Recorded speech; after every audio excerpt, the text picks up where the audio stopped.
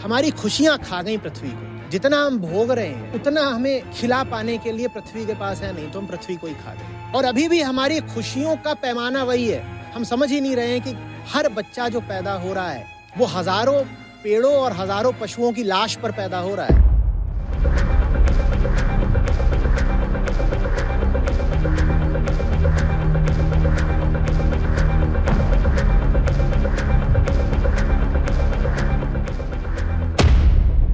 Climate change का असर जो है अब साफ साफ दिखने लगा है हम लोगों को। हम लोग इसका इलाज सतही तौर पर कर रहे हैं, जैसे कि पेड़ लगाना हो गया। तुम 5 नहीं, तुम 20 नहीं, तुम 100 पेड़ भी लगा दो, तुम 500 पेड़ भी लगा दो, उससे भी कुछ नहीं होगा। जितना तुम्हें जंगल चाहिए पृथ्वी पर उतनी जगह ही नहीं है। सड़क किनारे तुम पेड़ लगा दो, उस पेड़ की दुर्दशा देखिए। दिल्ली वगैरह में जाओ, नोएडा में देखो, वहाँ सड़क किनारे जो पेड़ लगे उनकी क्या बेचारों की दयनीय हालत है। आप कुछ मत करिए, आप जो कर रहे हो बस वो करना बंद करो। कोविड के दिनों में देखा था ना, बच्चा पैदा किए जा रहे हो, बच्चा पैदा हुआ है, कहाँ से घर आएगा उसके लिए? वो पैदा हुआ है तो अब और उसके लिए अन्न चाहिए, खेत कहाँ से आएगा? ये सब जगह कहाँ से आनी है? जंगल काट के ही तो आएगी। तुमको मांसाहार करना है तो अब जंगल कटेगा। तुम लाखों पेड़ कटवाने वाले, तुम एक पेड़ लगा करके अपने आप को अपराध से बरी कर लेना चाहते हो। प्रणाम आचार्य जी। आचार्य जी, क्लाइमेट चेंज का असर जो है अब साफ साफ दिखने लगा है हम लोगों को, और हम लोग इसका इलाज बहुत सतही तौर पर कर रहे हैं, जैसे कि पेड़ लगाना हो गया और पुराने कपड़े बार बार पहनना, है ना। और कई जगह तो ऐसा भी होता है, मैंने देखा व्हाट्सएप स्टेटस पे, कि जीमेल डिलीट करने के लिए कह रहे हैं, जो पुराने जंक जीमेल होते हैं। जीमेल। अच्छा, मेल स्टोरेज फ्री कर दो। हाँ जी, बिल्कुल, उसको डिलीट करने के लिए बोल रहे हैं। और वीगन मूवमेंट में ये भी देख रहा हूँ कि मीटलेस मंडे बना रहे हैं, कि मंडे के दिन मीट मत खाओ तो पर्यावरण थोड़ा बचा रहेगा, ऐसा। और इतना करके सोच रहे कि ये काफ़ी है, सही है, सही चल रहा है, चलेगा अगर ऐसा करते रहे तो। और इसके लिए एक टर्म आया है, ग्रीन वॉशिंग जी। तो इसका इलाज क्या है आचार्य जी? तो इलाज क्या है? ग्रीन वॉशिंग टर्म ही बता रहा है ना। जैसे ब्रेन वॉशिंग होता है, जैसे वाइट वॉशिंग होता है। वाइट वॉश करना माने क्या होता है कि किसी चीज़ में जो दाग धब्बे हैं उनको बस छुपा दिया, उसके ऊपर सफ़ेद रंग पोत दिया ताकि वो जो गड़बड़ थी वो छुप जाए। ये क्या होती है? White washing. ब्रेन वॉशिंग क्या होती है? असलियत कुछ और है पर दिमाग में कोई मान्यता भर दी, दिमाग में कोई विचार धारणा भर दिया, है ना। किसी चीज़ से पूरा दिमाग जो है, ब्रेन है, वो भर डाला ताकि सच्चाई छुप जाए। तो ऐसी ग्रीन वॉशिंग है। ग्रीन वॉशिंग का मतलब होता है कि जो चीज़ पर्यावरण की बहुत कम मदद कर पाएगी या कोई मदद नहीं कर पाएगी, उसको ऐसे प्रदर्शित करना जैसे वो पर्यावरण के लिए बड़ी अच्छी हो, हितकारी हो। ये ग्रीन वॉशिंग कहलाती है। क्यों? क्योंकि आम आदमी को और तो कुछ पता है नहीं पर्यावरण के बारे में, पर इतना वो अब हर जगह से सुन रहा है 20 साल से कि पर्यावरण खतरे में है। ठीक है ना। यहाँ तक कि उसके घर के छोटे बच्चे भी उसको बता देते हैं कि हमने आज अपनी टेक्स्ट बुक में पढ़ा कि इन्वायरमेंट इज इन डेंजर, पर्यावरण खतरे में है। तो ये जो ग्रीन शब्द है, ग्रीन माने इको फ्रेंडली, ठीक है। इको फ्रेंडली जो ग्रीन शब्द है ये फैशनेबल बन गया है, प्रचलन में आ गया है कि फलानी चीज ग्रीन है। ग्रीन तो हर आदमी कहता है कि भाई मुझे भी थोड़ा नैतिक बने रहना है,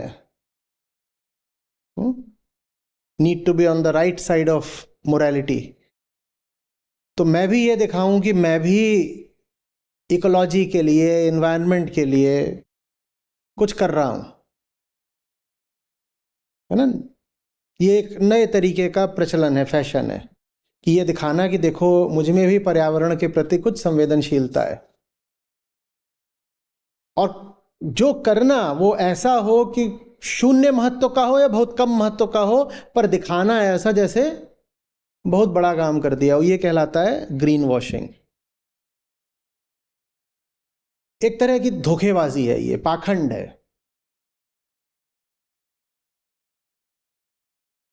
ओजोन लेयर में जब मैं छात्र था उस समय पर, ओजोन लेयर में बहुत बड़ा छेद हो गया था, एक फुटबॉल स्टेडियम से ज़्यादा बड़ा, और उससे जो अल्ट्रा वायलेट रेज़ें आती थी, कैंसर खतरा बढ़ गया था, ये सब था। तो वो होता था ज़्यादातर जो क्लोरोफ्लोरोकार्बन्स होते हैं उनके एमिशन से, तो वो बैन कर दिए गए। और वहाँ पर एक ही कारण था कि जो CFCs होते थे, क्लोरोफ्लोरोकार्बन्स, उनको वही कारण था, उनको बैन कर दो, तो वो जो छेद था उसका बढ़ना रुक गया। वो समस्या सुलझ गई। वो समस्या कार्बन जैसी नहीं थी, क्योंकि ये जो CFCs थे ये लगातार बने नहीं रहते हैं एनवायरनमेंट में, आवाज़ में, एटमॉस्फेयर में। तो बहुत छोटी समस्या थी, वो हल कर ली। मैं ये बता इसलिए रहा हूँ कि आज भी मार्केट में ऐसे प्रोडक्ट्स आते हैं जिनमें लिखा रहता है CFC फ्री। भाई CFC फ्री क्या बता रहे हो? CFC तो लीगली बैंड है, CFC तो हो ही नहीं सकता तुम्हारे प्रोडक्ट में, तो CFC फ्री बताकर नंबर किस बात के उठा रहे हो? CFC बताकर श्रेय, क्रेडिट किस बात का ले रहे हो? ये ग्रीन वॉशिंग है एक तरह की, कि जहां करा कुछ नहीं है पर क्रेडिट लेना है। क्या बता दिया? CFC free. या ऐसे समझ लो कि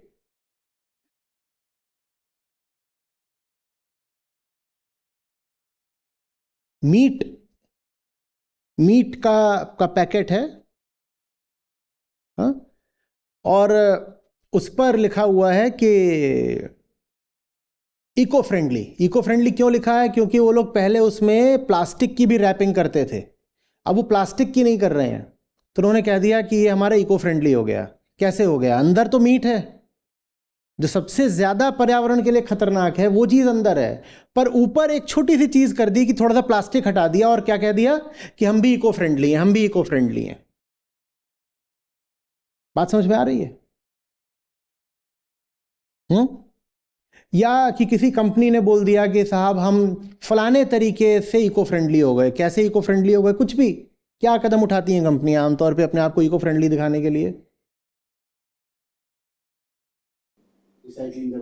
हाँ, कि हमारे यहाँ पर जो ऑफिस वेस्ट होता है हम उसकी ऐसे रिसाइकलिंग कर देते हैं, और ये कंपनी भी बोलने लग गई कि हम भी इको फ्रेंडली हैं।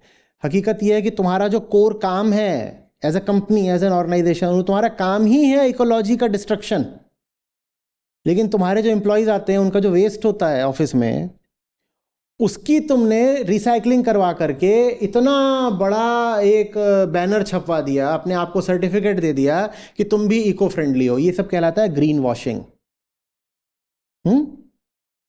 दूसरे को बेवकूफ बनाना या खुद को बेवकूफ बनाना, ये जता करके कि हम भी पर्यावरण की चिंता करते हैं। इसमें ग्रीन वॉशिंग में जो एक बहुत बड़ी चीज होती है वो होती है पेड़ लगाना, कि हम तो पेड़ लगाते हैं। और आम आदमी के मन में अभी भी ये कहीं से भावना बैठी हुई है कि क्लाइमेट चेंज को पेड़ लगाकर रोका जा सकता है, या कि पेड़ लगाने से क्लाइमेट चेंज के रुकने का कुछ संबंध है। बहुत बहुत कम संबंध है। पेड़ लगाना बहुत बड़ी ग्रीन वॉशिंग है। और ये मुश्किल नहीं होना चाहिए देखना, क्योंकि जितनी भी बातें हमें बताई जा रही हैं कि ये करो तो क्लाइमेट चेंज रुकेगा, वो करो तो क्लाइमेट चेंज रुकेगा, ऐसा है वैसा है, ये वो सारी बातें कितना कार्बन फुटप्रिंट रखती हैं ये आप तुरंत इंटरनेट से जान सकते हो। और आप ये भी जानते हो कि दुनिया का कार्बन एमिशन कितना है और कितना घटाना है, सारे आंकड़े मौजूद हैं। उसमें कोई बहुत भारी गणित नहीं लगनी है, सीधा सीधा प्लस माइनस का हिसाब है, जोड़ लो या गुणा कर लो या भाग दे दो, सब दिख जाएगा, सब पता है तुम्हें। लेकिन हम जानना ही नहीं चाहते। क्यों नहीं जानना चाहते? ताकि छोटी चीज को भी हम बड़ा प्रदर्शित कर सकें और उसका श्रेय ले सकें।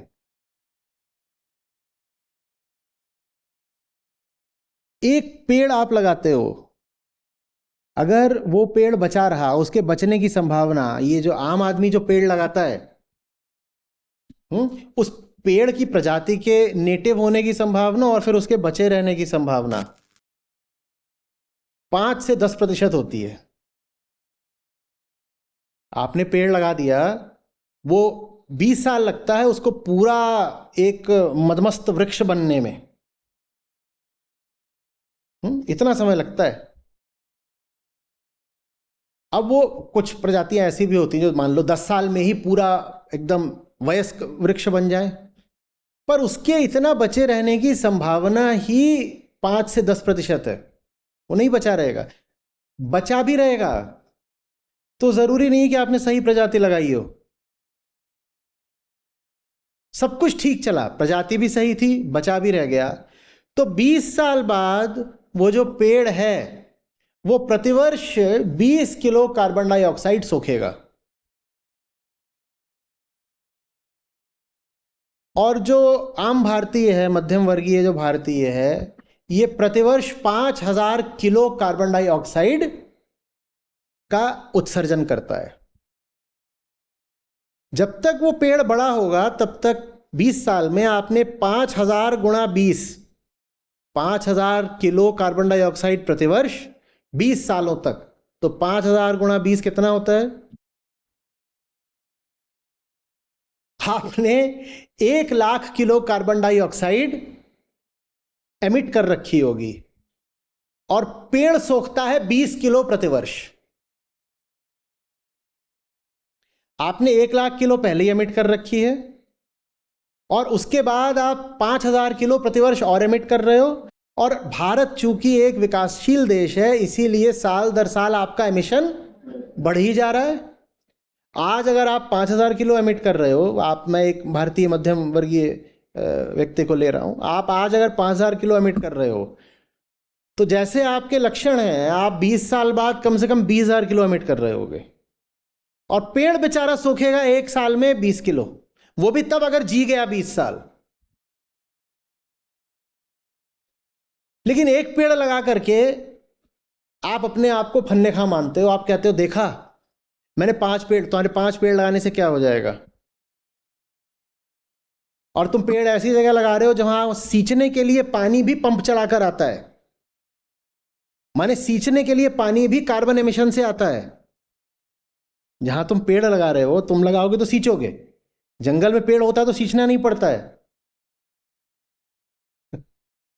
तुम्हारे इस पेड़ लगाने की कोई हैसियत है?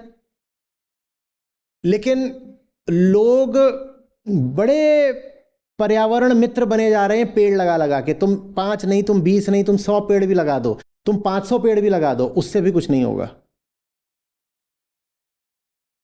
जो तुम्हारी पूरी जीवन शैली है वही जंगलों को काटने पर आधारित है। एक बार थोड़ा गणित कर लेना। पृथ्वी इस वक्त, पृथ्वी माने इंसान जो पृथ्वी पर है, इस वक्त जितना कार्बन डाइऑक्साइड आ गया है वातावरण में तो आ ही गया है, उसके ऊपर से प्रतिवर्ष 56 गीगाटन कार्बन डाइऑक्साइड इक्विवेलेंट वातावरण में हम जोड़ रहे हैं। जो पहले से है वो तो है ही, हम उसकी नहीं बात कर रहे हैं। जो पहले से ही हमने करतूत कर डाली उसको हटाओ। उसके ऊपर से 56 गीगाटन प्रतिवर्ष हम जोड़ रहे हैं। जितना जोड़ रहे हो बस वही ना जोड़ो। इसके लिए कितने पेड़ लगेंगे एक बार लगा लो। 56 गीगाटन कार्बन डाइऑक्साइड तुम प्रतिवर्ष वातावरण में जोड़ रहे हो और एक पेड़ 20 किलो कुल सोखता है। तो तुम्हें कितना जंगल चाहिए जरा लगाओ हिसाब। जितना तुम्हें जंगल चाहिए पृथ्वी पर उतनी जगह ही नहीं है। हर इंसान को इतने पेड़ लगाने पड़ेंगे कि वो फिर एक बाग बगीचा नहीं, हर इंसान को एक बहुत बड़ा विशाल जंगल लगाना पड़ेगा। तब भी तुम जितना एमिशन कर रहे हो तब भी तुम नहीं रोक सकते। पेड़ लगाना तो किसी तरीके से समस्या का हल है ही नहीं। हाँ, ग्रीन वॉशिंग है। तुम अपनी नजर में पवित्र पाक साफ बन जाओगे कि मैंने कुछ तो किया। तुमने कुछ किया नहीं, तुम समस्या सुलझा नहीं रहे हो, तुम ही समस्या हो। ये जो पेड़ लगा रहे हैं ना, क्यों? क्योंकि ये असली समस्या से लोगों का ध्यान भटका रहे हैं। असली समस्या है कि तुम जैसी जिंदगी जी रहे हो वो वनों के विनाश पर आधारित है और ये बात तुम देखना नहीं चाहते। तुम्हारी जो जिंदगी है 10 मिलियन हेक्टेयर वर्ष प्रतिवर्ष, 10 मिलियन हेक्टेयर समझो, इतना जंगल प्रतिवर्ष पृथ्वी से साफ किया जा रहा है। वो किसके लिए किया जा रहा है? हमारे लिए ही तो किया जा रहा है। हम जैसी जिंदगी जी रहे हैं, जो हमारी मान्यताएं हैं, जो हमारी हसरतें हैं, जो हमें बनना है, उसके लिए ही जितना जंगल है अभी पृथ्वी पर, उसमें से 10 मिलियन हेक्टेयर प्रतिवर्ष साफ कर दिया जाता है। एक बार नहीं, हर साल, इस साल, फिर अगले साल, फिर अगले साल, फिर अगले साल, फिर अगले साल। वो किसके लिए साफ हो रहा है? बंदरों के लिए, हाथियों के लिए? वो पेड़ हमारे लिए काटे जा रहे हैं। और जब तक हम जीवन का जो दर्शन लेकर बैठे हैं, जीवन की जो कामना लेकर बैठे हैं, सफल सुखी जीवन क्या होता है, इसकी जो हम मान्यता, जो छवि लेकर बैठे हैं, जब तक आपकी वही रहेगी तब तक जंगल कटता रहेगा। तुम लाखों पेड़ कटवाने वाले, तुम एक पेड़ लगा करके अपने आप को अपराध से बरी कर लेना चाहते हो? ये ग्रीन वॉशिंग है। और कर भी लेते हैं, बड़ी नैतिक उनमें अकड़ आ जाती है। कहते हैं ये देखो, संस्था के लोग भी बोलते हैं, कई बार आते हैं, बोलते हैं तुम लोग तो बस क्लाइमेट चेंज की बात करते हो, हमको देखो, हमने 2 पेड़ लगाए हैं। हम क्लाइमेट चेंज की बात इसीलिए करते हैं ताकि तुम जैसे लोग जो 2 पेड़ लगा करके अपने आप को बरी कर लेते हैं, तुम्हें फिर से अपराधी घोषित किया जा सके।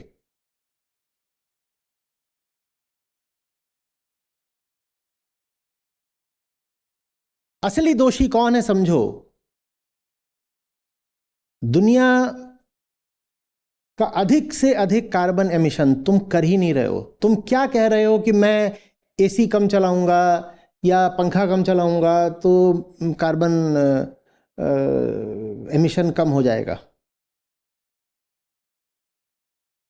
तुमसे हो ही नहीं रहा है। जिनसे हो रहा है वो तुम्हारे पूज्य बैठे हैं, तुमने उनको देवता ही मान लिया है।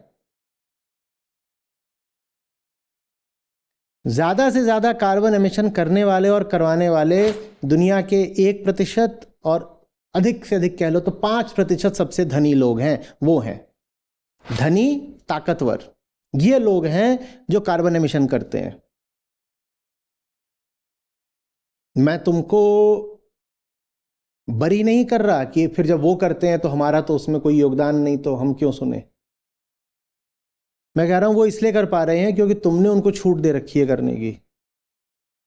वो इसलिए कर पा रहे हैं क्योंकि तुम ही उन्हीं की बनाई चीजें खरीदते हो, तुम्हारे ही दिए गए पैसे से वो मुनाफा कमा करके और ज्यादा कार्बन एमिशन करते हैं। वो सिर्फ उद्योगपति नहीं है, वो नेता भी हैं। उद्योगपति नहीं इतना फल फूल सकता बिना नेता से साठगांठ के, और ये नेता वही जिसको तुम वोट देते हो। और सिर्फ बात उसको पैसा देने की नहीं है, तुम उसे पैसा ही नहीं दे रहे हो, तुम उसे दिल देते हो, तुम उसे इज्जत देते हो, तुमने उसे आदर्श बनाया है, तुम उसके ऐसा बनना चाहते हो।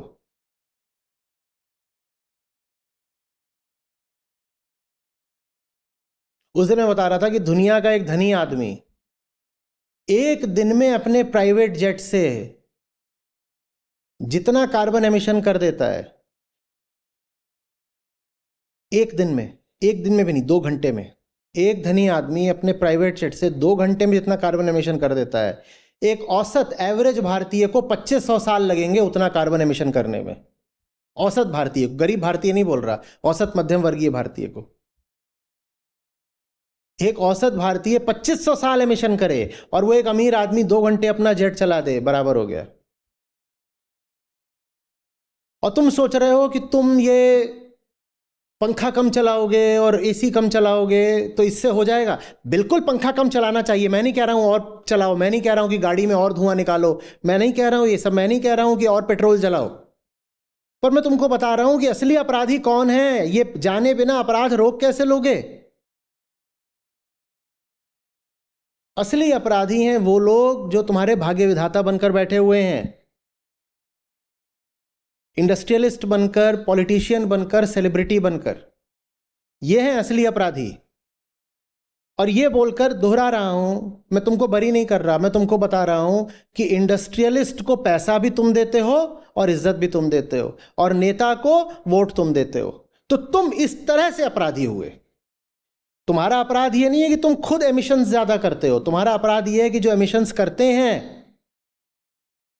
तुम उनका समर्थन करते हो। समर्थन ही नहीं करते, तुम उन्हें सम्मान देते हो। सम्मान ही नहीं देते, तुम उनको पूजते हो।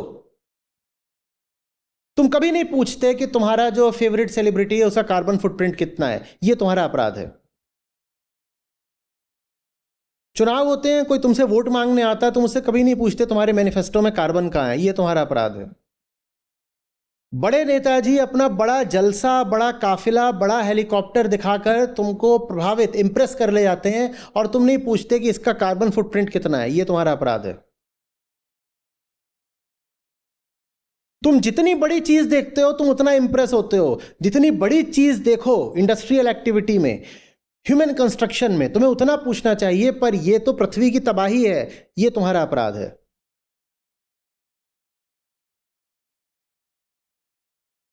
तुम्हारे सपने क्या हैं, ये उद्योगपति, अमीर, सेठ तय कर रहा है। यह तुम्हारा अपराध है कि तुम अपने सपनों को उनकी कठपुतली बना देते हो। तुम कहते हो वो जैसे हैं वैसे ही मुझे होना है। सेलिब्रिटी तय करता है कि तुम्हारे विचार और भावनाएं कैसे होंगी। यह तुम्हारा अपराध है।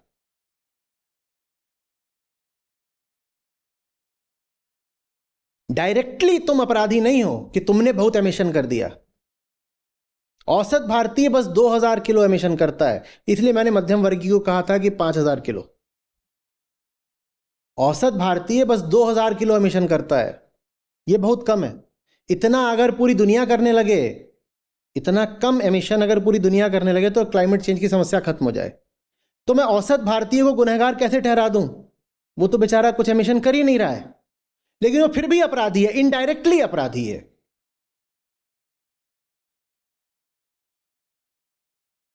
तुम इंस्टाग्राम में जिसको देख रहे हो ना, उसी ने तुम्हें बर्बाद किया है। तुम अपने सेलिब्रिटी को देखते हो, उसी ने तुम्हें बर्बाद किया है। बस ये है कि तुम्हें बर्बाद करके वो अमेरिका उड़ जाएगा, लंदन उड़ जाएगा, उड़ गया है। क्लाइमेट चेंज की सबसे बड़ी गाज भारत पर गिरनी है, वो भारत में रहेगा ही नहीं बर्बाद होने को। वो तुम्हें भारत में छोड़ के खुद उड़ गया, फुर्र हो गया।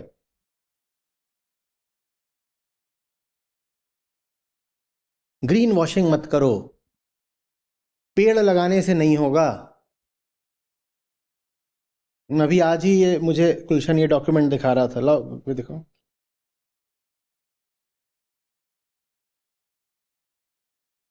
ये कुछ आंकड़े हैं, कोई विशेष आंकड़े नहीं है, बहुत साधारण आंकड़े हैं, सबको पता होने चाहिए। इंटरनेट से ही निकाले इन्होंने।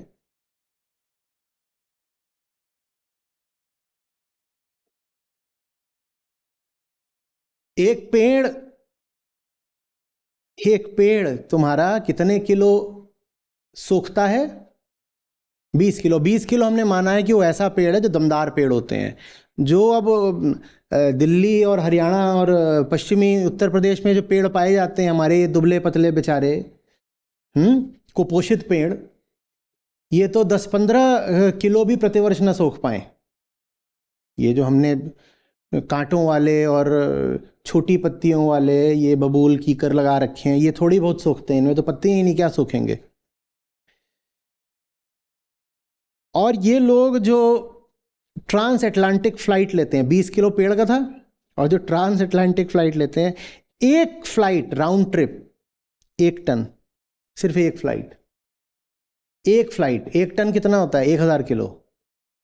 मानो जो तुमने पेड़ लगाया है बेचारा, 50 साल में उसने जितनी कार्बन डाइऑक्साइड सूखी होती, उतनी फ्लाइट न्यूयॉर्क से लंदन गई, लंदन से वापस आई। 50 साल का पेड़ का काम खत्म हो गया। और तुम अभी भी खुश हो रहे हो, हम तो पेड़ लगाते हैं, पेड़ लगाने से हो जाएगा। ये कौन सी सोच है? किस दुनिया में जी रहे हो कि पेड़ लगाने से हो जाएगा? मैं पेड़ काटने को नहीं कह रहा हूं, उतर्क मत करने लग जाना। मैं बस ये बता रहा हूं कि पेड़ तो मौजूद है। कहां? जंगलों में। प्रकृति तो पेड़ों को खुद पैदा करती है और बढ़ाती है। जंगल तुमने थोड़ी लगाए थे। ऐसी जिंदगी मत जियो कि जंगल कटें, ये तुम्हें करना है। और जंगलों से बाहर अगर पेड़ लगाते हो तो वो पेड़ वैसे भी जी नहीं पाता। सड़क किनारे तुम पेड़ लगा दो, उस पेड़ की दुर्दशा देखिए। दिल्ली वगैरह में जाओ, नोएडा में देखो, वहां सड़क किनारे जो पेड़ लगे उनकी क्या बेचारों की दयनीय हालत है। पेड़ भी वहीं पनपते हैं जहां उनका कुनबा है, परिवार है। जंगल में पेड़ पनपते हैं, और तुम जिंदगी जो जी रहे हो जंगलों काट के जी जा रही है।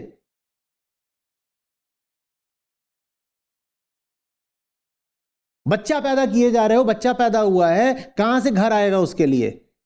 वो पैदा हुआ है तो अब और उसके लिए अन्न चाहिए, खेत कहां से आएगा? ये सब जगह कहां से आनी है? जंगल काट के ही तो आएगी। पर तुम कह रहे हो एक पेड़ लगा देंगे तो हो जाएगा। जिंदगी जी रहे हो जंगल कटने वाली और कह रहे हो पेड़ लगा दूंगा। पेड़ मत लगाओ, वो कारण रोको जिन कारणों से जंगल कटते हैं। तुम खुद जाकर कुल्हाड़ी लेके जंगल नहीं काटते, पर तुम्हारी जिंदगी, तुम्हारा दर्शन, तुम्हारे चुनाव ऐसे हैं कि जंगल कटते हैं। तुम्हारे पास पैसा आ जाता है, तुम कहते हो मैं भी मांस खाऊंगा। भारत में जैसे जैसे पैसा बढ़ने लगा है वैसे वैसे मांसाहार बढ़ने लगा है, यही है ना।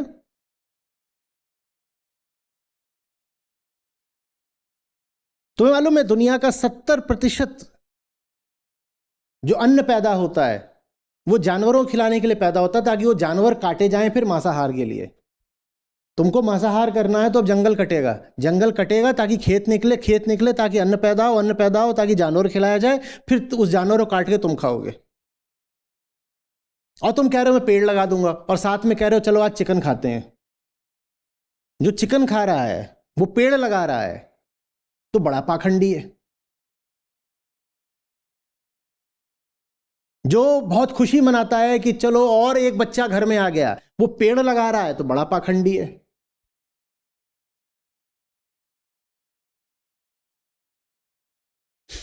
जो अमीरों की पूजा करता है और कहता है यही मेरा रोल मॉडल है, देखो कैसे ये अपने प्राइवेट यार्ट में चलता है या जेट में चलता है या इतना बड़ा इसने अपने लिए महल बनवा लिया है।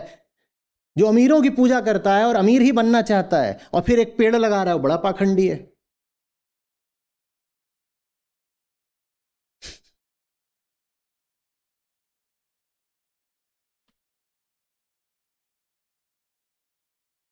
ये तो बोला ही था मैंने कि 10 मिलियन हेक्टेयर जंगल प्रतिवर्ष कट रहा है इंसान के अरमानों के लिए, और तुम अपने अरमानों को बड़ी कीमती चीज मानते हो। बोलते हो मेरे सपने, मेरा भविष्य, मेरे सपन सलोने मुझे पूरे, और तुम्हारे सब सपनों में सिर्फ कंजम्पशन, भोग माने एमिशन ही शामिल है। और फिर तुम कह रहे हो मैं पेड़ लगाऊंगा।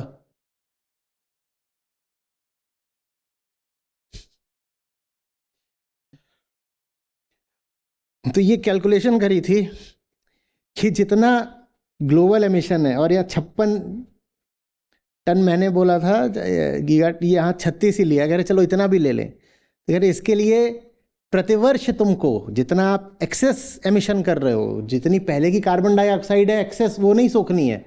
जो सिर्फ एक्सेस एमिशन है, अगर उसको ऑफसेट करना है, उसको सोखना है, तो उसके लिए आपको प्रतिवर्ष 3.6 ट्रिलियन ट्रीज चाहिए।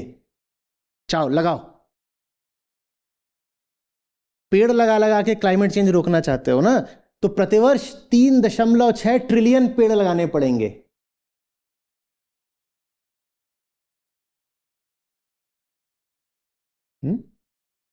क्या रे सांभा, 1 ट्रिलियन कितना होता है?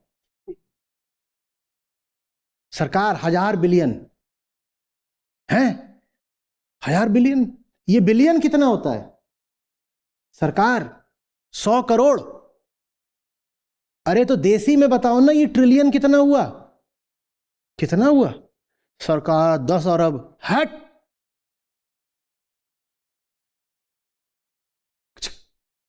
सरकार मैंने आपका नमक खाया है। तो फिर सही जवाब दे, कितना हुआ? अरब में कितना हुआ 1 ट्रिलियन? कितना हुआ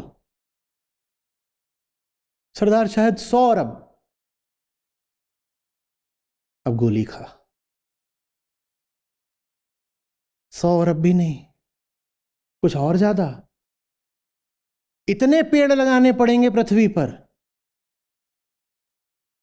जाओ लगाओ, और खुश हो रहे हो कि हमने अपने आंगन में एक नमूना नींबू का पेड़ लगा दिया, इससे हमारी क्लाइमेट रिस्पॉन्सिबिलिटी पूरी हो गई। कोई नींबू का लगा रहा है, कोई अमरूद लगा रहा है।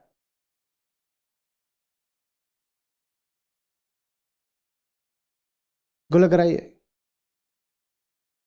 कोई मनी प्लांट लगा के खुश हो रहा है। तो देखो हम क्लाइमेट चेंज रोक देंगे ये लगा के। हर साल अगर क्लाइमेट चेंज से लड़ना है, पुराना हिसाब नहीं, सिर्फ जो तुम करंट एमिशंस कर रहे हो उनको ऑफसेट करना है, तो 3.6 ट्रिलियन ट्रीज लगाने पड़ेंगे। जाओ लगाओ, और नहीं तो बंद करो ये पेड़बाजी। जो असली कारण है उस पर ध्यान दो।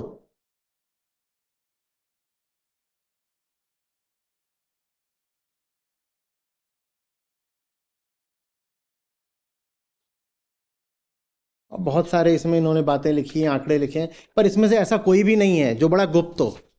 ये सारी बातें तो आपको भी मिल जाएंगी। कोई आपके सामने आता है किसी चीज़ को इको फ्रेंडली बता करके, कर लो ना उसी समय पे गूगल, पूछ लो कि कितना इको फ्रेंडली है ये जो लिखा रहे हैं मुझे। और अब तो फैशन है इको फ्रेंडली दिखाना। फैशन पर चल करके क्लाइमेट क्राइसिस नहीं रुकने वाली।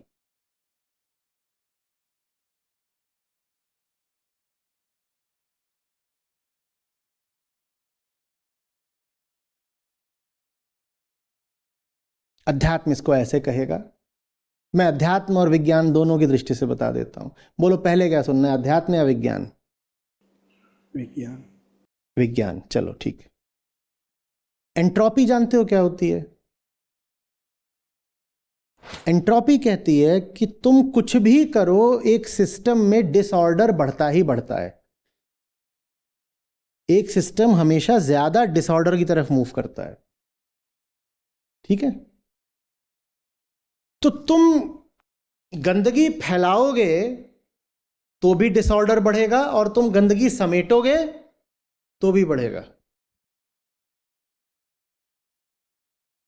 इसको ऐसे समझो कि तुम हीटिंग करोगे तो भी कार्बन एमिशन होगा, और हीटिंग हो गई तो अब कूलिंग करनी है तो भी कार्बन एमिशन होगा। तुम कुछ भी करोगे एंट्रोपी बढ़ेगी ही बढ़ेगी। तुम कुछ भी करोगे कार्बन एमिशन बढ़ेगा ही बढ़ेगा। तो फिर एक ही तरीका, तुम कुछ मत करो, प्रकृति को अपना काम करने दो।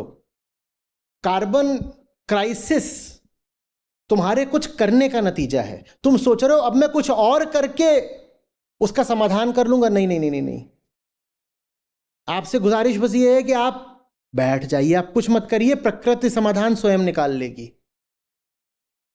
आप कुछ मत करिए, आप जो कर रहे हो बस वो करना बंद करो। कोविड के दिनों में देखा था ना, आसमान साफ हो गया था, हवा साफ हो गई थी, शहरों की सड़कों पर हिरण घूमते नजर आने लगे थे। लोग कह रहे हैं ये क्या हो रहा है, हिरण हाईवे पर? हाईवे छोड़ दो, शहरों की सड़कों पर हिरण दिख रहे हैं, खरगोश कूद रहे हैं, कुछ और आ रहा है। वो भी मौज मना रहे थे। 2 ही 4 महीने में ये हो गया। आप कुछ मत करो, कृपा करके आप समाधान करने की कोशिश मत करो। जिसको बोलते हैं ना पनौती, आप पनौती हो। आप समस्या बढ़ाओगे तो समस्या बढ़ेगी, आप समाधान करोगे तो समस्या और बढ़ेगी। आप कुछ मत करो, प्रकृति स्वयं कर लेगी, स्वयं कर लेगी, तुम मत करो। तो फिर हम क्या करें? नेति नेति, अध्यात्म में आ गए। नेति नेति, जो कर रहे हो करना बंद करो। क्या? पहली बात, जो ग्रोथ ऑब्सेशन है वो बंद करो। तुम्हें और ग्रोथ नहीं चाहिए। जिस स्तर पर यह विश्व पहुंच चुका है पर कैपिटा कंजम्पशन में, तुम्हें और नहीं चाहिए, तुम्हें रीडिस्ट्रीब्यूशन चाहिए। अगर पूरे विश्व का जीडीपी ले लो तो आज जितना है उसे बढ़ाने की जरूरत नहीं है भैया, मत बढ़ाओ बल्कि घटा दो। तो गरीबों का क्या होगा? गरीब गरीब इसलिए नहीं है कि विश्व में अभी वेल्थ नहीं है या प्रोडक्शन नहीं है। गरीब गरीब इसलिए क्योंकि कुछ लोगों ने उसको अपने हाथ में ले रखा, दबा रखा है, जो कि पागलपन का सबूत है। अभी मैं कम्युनिटी पर ही पढ़ रहा था कि अगर जंगल में एक बंदर ऐसा हो कि वो जंगल भर के फल अपने पास इकट्ठा कर ले और उसकी वजह से बाकी सब बंदर भूखे मरने लग जाएं, तो आप कहोगे ये जो बंदर है ये मानसिक रोगी है, इसका या तो इलाज कराओ या इसको मार दो, इसकी वजह से बाकी सब बंदर मर जाएंगे। पर यही काम जब कोई इंसान करता है तो तुम कहते हो he is successful, let's admire him.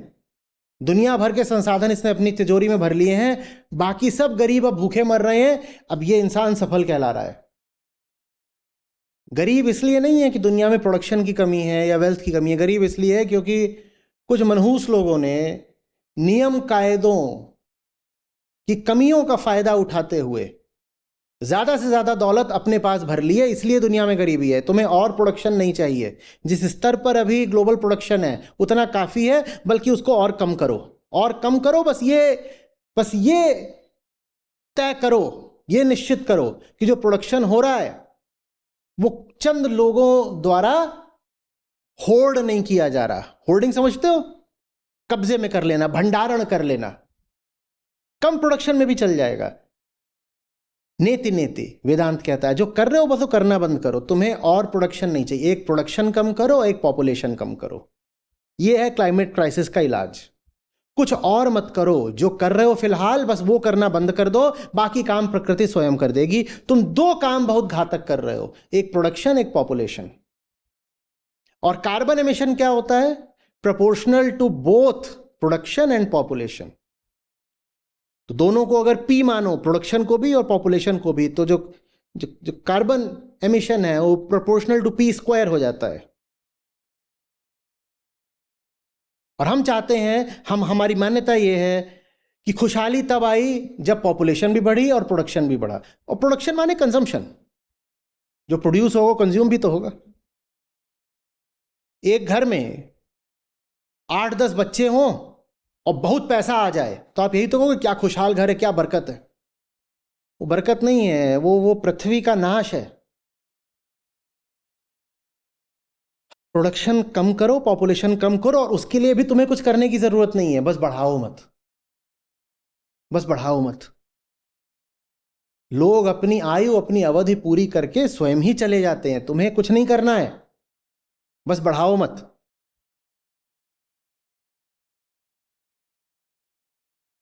विज्ञान से भी समझाया, अध्यात्म से भी समझाया, नीति नीति से भी समझाया और एंट्रोपी से भी समझाया। और ग्रीन वॉशिंग के फरेब में मत पड़ो कि मैंने ये कर दिया, मैंने अब ये अपने डाइट में से ये चीज़ हटा के ये कर लिए। जो भी तुम कर रहे हो अपनी डाइट में, एक बार देख तो लो कि उसका कार्बन इम्पैक्ट कितना है, और फिर ये देख लो कि हम एक्सेस कार्बन डाइऑक्साइड कितनी एमिट कर रहे हैं। और हमें तो जाना है नेट ज़ीरो पर। हमें तो नेट ज़ीरो पर, नेट ज़ीरो का मतलब कि कोई एडिशन नहीं करेंगे अब हम कार्बन डाइऑक्साइड में, इतनी है उतनी पड़ी रहे। हमें तो वहाँ जाना है नेट ज़ीरो। नेट ज़ीरो होके भी 2-3 डिग्री बढ़ जाएगा, तो नेट ज़ीरो भी हमने कोई बहुत तीर नहीं मार लिया।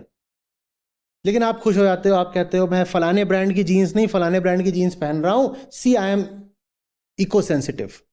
एक बार देखो तो कि उससे कितना फर्क पड़ेगा। जिन चीज़ों से वास्तव में फर्क पड़ना है उन चीज़ों पर ध्यान दो। जैसे ही तुम अपना कंजम्पशन कम करोगे, सेठ जी परेशान हो जाएंगे। और सेठ जी विज्ञापन दे दे करके और तमाम तरीके के लेख छपवा के और फिल्में बनवा करके और मीडिया से प्रचार करवा के तुम्हें यह जाहिर करेंगे कि अगर तुम कंजम्पशन नहीं कर रहे तो तुम्हारी जिंदगी नर्क है। तुम्हें सेठ जी का ये जो मनोवैज्ञानिक षड्यंत्र है इससे बचना है। दुकानें और मीडिया एक साथ चलते हैं। मीडिया तुम्हें बार बार छुपे छुपे तरीकों से बोलता है कि देखो जिंदगी बेहतर करनी है तो तुम्हें और ज़्यादा भोगना चाहिए, कंज्यूम करना चाहिए। फिर वही भोगने के लिए तुम दुकान पे चले जाते हो और तुमको पता ही नहीं होता कि वो मीडिया भी सेठ जी का और दुकान भी सेठ जी की है। वही सेठ जी जो टीवी चैनल और तमाम तरीके के और चैनल कंट्रोल करते हैं, वही सेठ जी सब दुकानें और तमाम तरह की इंडस्ट्रीज भी कंट्रोल करते हैं। इस झांसे से बचो। और जब पॉपुलेशन कम होगी तो नेताजी को तकलीफ हो जाएगी, क्योंकि तुम नेताजी के वोट बैंक हो। नेताजी कहेंगे तुम अगर कम हो गए तो मेरी तो गद्दी छिन जाएगी। और नेताजी को तकलीफ तब भी होगी जब सेठ जी को तकलीफ होगी, क्योंकि नेताजी की फाइनेंसिंग तो सेठ जी ही करते हैं।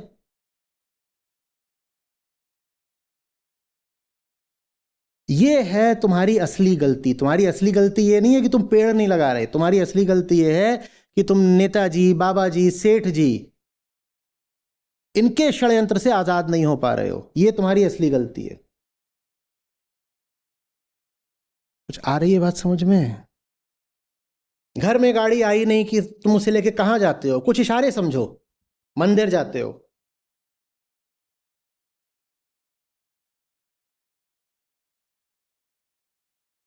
हम तो देवी की पूजा करते हैं, ये प्रकृति ही तो देवी है।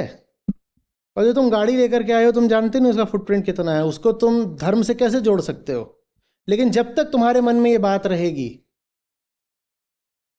कि घर में कोई मटेरियल ऑब्जेक्ट आ गया, इसका संबंध शुभता से है, वहां लिखवा भी लेते हो ना शुभ लाभ, जब तक तुम्हारे मन में ये बात रहेगी कि कंजम्पशन का, समृद्धि का संबंध शुभता से है, तब तक क्लाइमेट क्राइसिस रुकने से रही।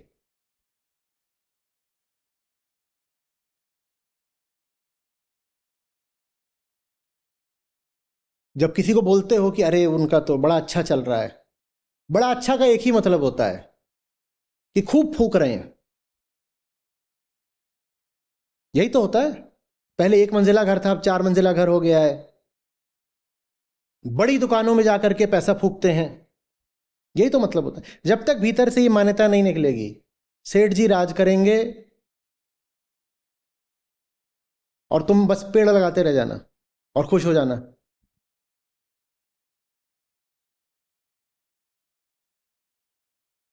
पेड़ भी बबूल का। संतों ने क्या बोला? बोया पेड़ बबूल का, फल कहां से पाए।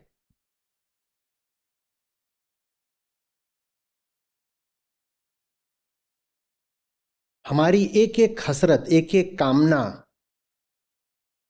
इको अनफ्रेंडली है, समझो। माँ बाप बच्चे के लिए जो कुछ चाह रहे हैं वो संभव ही नहीं है चाहना बिना प्रकृति का विनाश करे। आपके घर बच्चा होता है, आप कहते हो मेरे बच्चे को उज्जवल भविष्य मिले, उसके लिए ये मिलना चाहिए मेरे बच्चे को। आप जो कुछ अपने बच्चे के लिए चाह रहे हो वो संभव ही तभी है जब पहले पृथ्वी बर्बाद करी जाए, वरना उसको मिल ही नहीं सकता ये सब।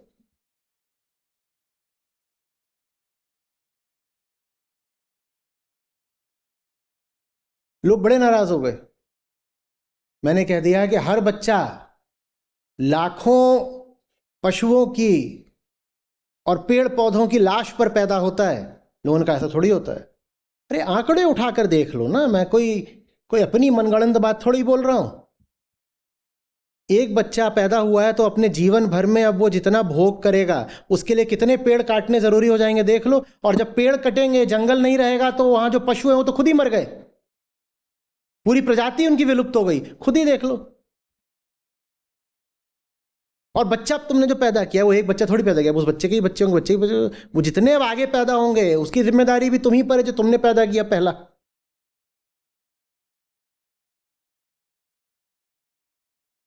और बनते हैं बड़े पशु प्रेमी।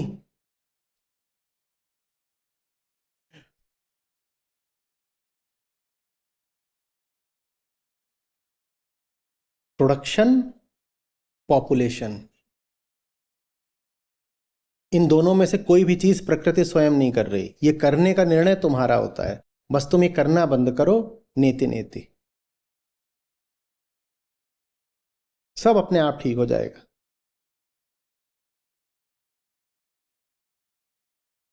तुम नहीं कर रहे हो, ऐसे मत देखो कि हम क्या बंद करें, हम तो कुछ करें। तुम नहीं कर रहे, पर जो कर रहे हो उनको तुम पूज रहे हो।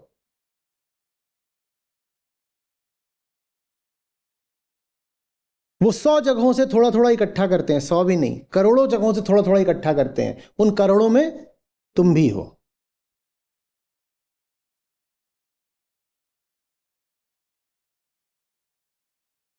उन्होंने सिर्फ तुम्हें माल नहीं दिया है, उन्होंने तुम्हें मन भी दे दिया है। उन्होंने तुम्हें सिर्फ सामग्री ही नहीं दी है, उन्होंने तुम्हें सपने भी दे दिए हैं। ये तुम्हारा अपराध है। क्यों तुमने अपने सपने सेठ जी द्वारा तय करा लिए? बाहर निकालो।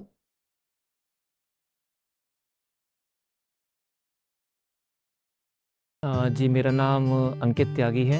मैं एक मेडिकल का छात्र हूँ। आचार्य जी को मैं करीब 1 डेढ़ साल से यूट्यूब के माध्यम से सुन रहा हूँ और गीता समागम में जुड़े हुए मुझे को 8 महीने हो गए हैं। शुरुआत में मैं आचार्य जी को रेगुलर नहीं सुनता था। बीच में कभी सुन लिया, कभी नहीं सुना। लेकिन ज़िंदगी में काफ़ी मुश्किलें आई, चयन करने का मौका मिला, तो वहाँ पर मेरे डिसीजंस नहीं बन पा रहे थे। तो फिर मैंने आचार्य जी को गहराई से सुनने का निर्णय लिया। अपनी लाइफ में आगे क्या करना है और किस रास्ते पर जाना है, और अपने परिवार में अपने लोगों से, अपने रिश्ते नातों से किस तरीके से अपने नाते बनाने हैं। आगे की राह जो आसान हुई है वो आचार्य से जुड़कर ही हो पाई है। तो मैं बाकी लोगों से यही कहना चाहूँगा कि वो यूट्यूब के माध्यम से जुड़े हुए हैं तो वो गीता के लाइव सेशन से भी जुड़िए। और आप किनारे पर हैं, आप समुद्र में आइए और आप और भी गहराइयाँ ले सकते हैं आचार्य जी की शिक्षाओं से। ये धन्यवाद।